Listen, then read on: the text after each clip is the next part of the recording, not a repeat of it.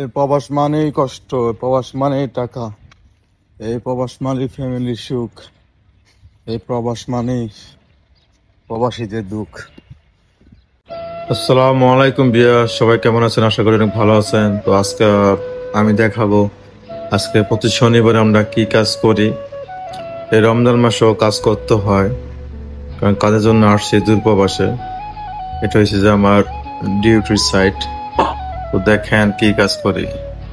প্রতি শনিবার আমাদের এভাবে অফিসগুলো মার্কিনে মারতে হয়। ইম্পর্টেন্ট জায়গাগুলো যেসব জায়গায় বেশি কাজ করা হয়, লোকের সমাহার, ওইসব জায়গাতে এইসব কাজ করে ক্লিন করে রাখতে হয়।